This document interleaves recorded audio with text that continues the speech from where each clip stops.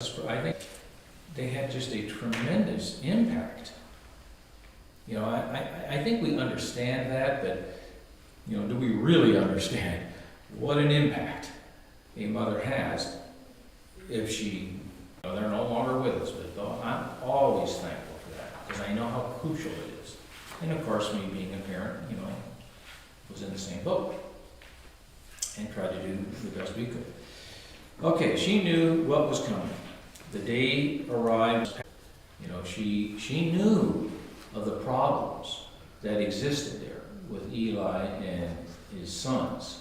And now she's turning her loved son over to a situation like this. Well, she wasn't trusting in Eli, let alone the sons, but she was fully trusting in God. And look how Samuel ended up. Just great prophet that he was. Then Elkanah went to his home in Ramah, but the boy ministered to the Lord before Eli the priest. It was a long ride home, so she had to leave him there. One day she had to leave him there. Just think of that. That's something. Put yourself in that position. Here's the son that you just begged for, and now you're giving him up at a young age. Final thoughts. Don't you know she counted the days between visits? She did visit, that's true. Each year she would make him a new robe, and a bigger one. Eli was glad to have Samuel and used him. The scene of Elkanah and Hannah coming to Shiloh became a welcome one for the high priest. On one such trip he blessed them again. The same story, second verse, and then third verse, then fourth verse, and the fifth verse. Her home and family had become rich and full.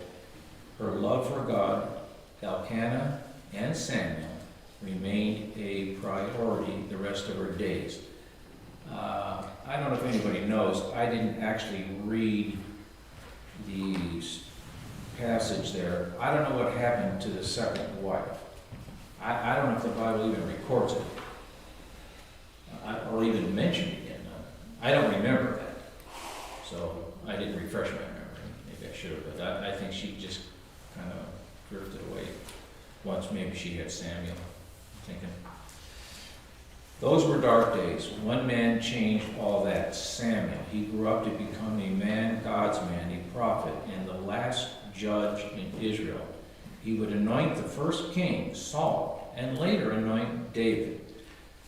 2 Old Testament books are named after him. That'd be 1st and 2nd Samuel. Centuries later, both Peter and Paul would mention him in their sermons. He is listed in the Hall of the Faithful, Hebrews 11. As his life neared the end, he would spend his remaining days back at the old home place in Ramah, forever thankful for a mother who loved him enough that she selflessly raised him to serve the Lord. Samuel's influence upon Israel cannot be overstated. Then again, the same can be said for the influence of his mother upon him. It's one amazing story. So if you learn anything, well, you just can't miss that, how important she was. Here raising who would become what Hannah was. She was hoping, praying for a child.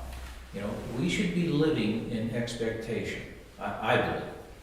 What that might be, but if you don't expect in the world, and I'll be the first one to admit that, but I do know that God can use me in different ways.